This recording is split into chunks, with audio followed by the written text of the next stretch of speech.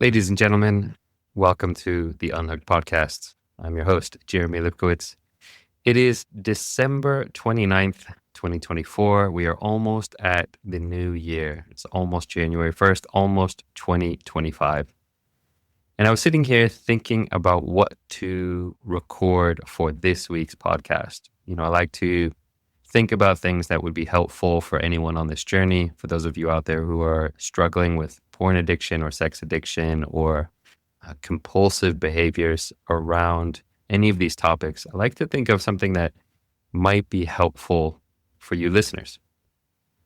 And one of the things that came to me is around the idea of sharing your story and being vulnerable and letting other people know your history with porn, with sex, with addiction. And it's not an easy thing. I know it's not an easy thing. It took me many, many years before I could talk publicly about my own struggles with addiction, my own relationship with pornography. So I wanted to do an episode today that could hopefully give you some hope and inspire you to share your story, to be vulnerable, to find a safe place where you can talk about what you're going through and the fact that you maybe have an unhealthy relationship with porn, that you maybe want to quit. You don't have to go all the way, but the more that you can start to be real and be honest, it's going to just massively improve your recovery. And so what I wanted to do on today's episode is actually share the video that I released when I first went public to the whole world about my relationship with porn. This was, at this point, I think around 6 years ago, somewhere between 5 and 7 years ago. I forget the actual date. I was living in Chiang Mai in Thailand, and I was going on this live video challenge where I did a challenge with a friend of mine where we were going to go on Facebook Live every day for 20 days and talk about something. And on day 3 of this challenge, I decided to talk about my relationship with porn addiction. And that was the first time where I went public with it. I really opened up about it to the whole world.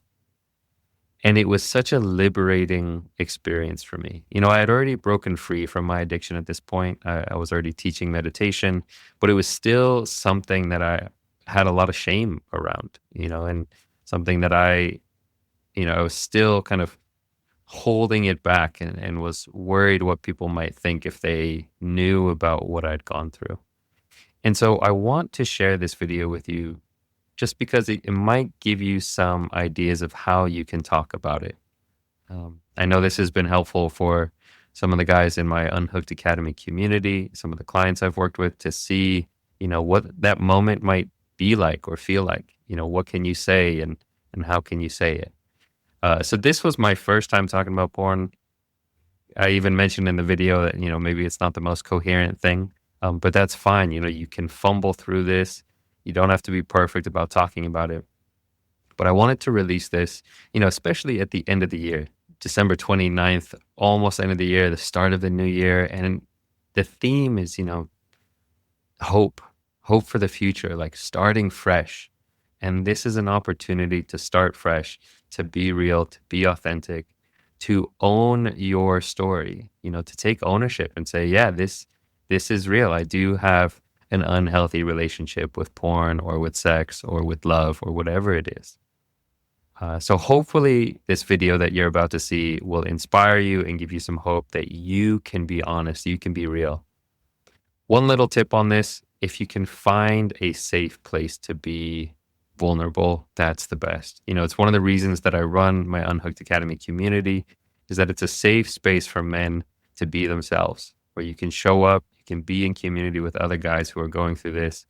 So I guess, this is a little shameless plug here, but if you're looking for a community, looking for a men's group that specifically focuses on porn and sex addiction and overcoming it, and is not based on shame, it's not based on religion, it is a secular, shame-free, compassion-based space where you can own up to your issues and start to work on them, then that is what the Unhooked Academy is all about. So if you're interested, check the show notes, all the links to my program, my coaching program, are in the show notes. So just make sure to go check those out if you're looking for support. So without further ado, enjoy this conversation with myself from about 6 years ago, where I talked openly about my relationship with porn. All right. So hello, everyone. Welcome to my rooftop in Chiang Mai.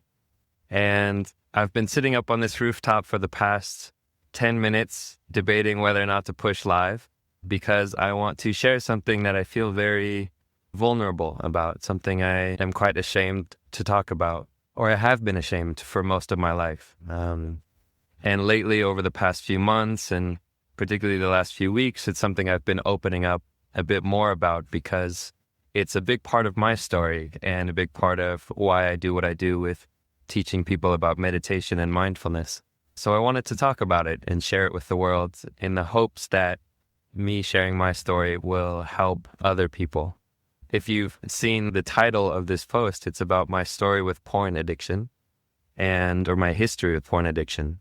And that's what I want to talk about today, is porn, internet pornography. It's something that I think most people, maybe not most, but a lot of people have experienced or use on a regular basis, but not a lot of people talk about. Not a lot of people talk about what are the consequences of using internet pornography. And in my own life, I had been using it since I was very young, at least since I was 11 or 12. I think it started before that with the Macy's catalog and comic books and whatnot. But I remember dial-up AOL and going online, and that's when the internet really started to make things more possible. And so it's something that I had been using regularly since about the beginning of middle school or high school. And I used it very regularly. And going into college, I remember it got to the point where I was using it so often that I was looking at porn probably every night for about 2 or 3 hours every night. And it was something I kept completely secret to the best of my ability. I didn't tell my friends. I didn't tell my family. I was ashamed of using it. And so I kept it secret. And it was a big, scary thing in my life, something I was ashamed of. And what is crazy to me is how much of an influence it has on your mind. So just when you think about watching a movie, watching one movie, and how you might think about that movie for the next few days or the next few weeks. And then imagine watching something as enticing, something as exciting as internet pornography, and imagine watching it for 2 or 3 hours every night for about 10 years. It's wild what it can do to the brain, what it can do to your mind. So what I want to talk about just briefly is what are some of the downsides of pornography when you're actually addicted. There might be some of you out there who watch porn and really enjoy it, and it's a very positive thing in your life. But I think for a lot of people, we watch porn and it's a negative influence. It has a lot of downsides that we're not necessarily aware of. So in my own life, what I realized is that some of the influences were things like increased dissatisfaction in my actual relationships. When I was using porn, everything has to be picture perfect, models and plastic surgery. And you get these false expectations of what women should look like, what sex should look like. And it distorts your reality, it distorts your expectations, so that when you have a real relationship, everything feels flat. Everything feels like it's not meeting your expectation. And I was noticing that in my life, and the ripple effects of that, not just in my relationships, but having this kind of perfectionism in my life where everything had to be perfect. I also couldn't focus. I was constantly low energy. My mind was scattered. I was constantly craving watching porn or having sex. So I was completely addicted to arousal, addicted to sex. And it had a lot of just very negative consequences on my life. You can look at the research behind it, look at the whole host of research studies showing the negative benefit for the negative effects of looking at pornography.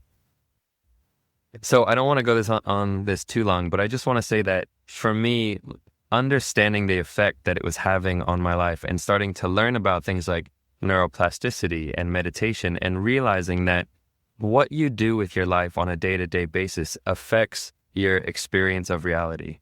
If you're constantly looking at porn and getting sucked into that, it will affect your life. And on the contrary, if you spend your time cultivating more wholesome things like contentment and appreciation and patience and compassion, all these beautiful things, it can affect your life as well.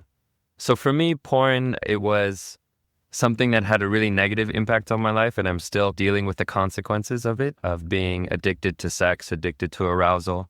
But the benefit is that going through that process, it opened me up to learning about my mind and learning about how to have a more wholesome life, how to focus on what's beautiful in life.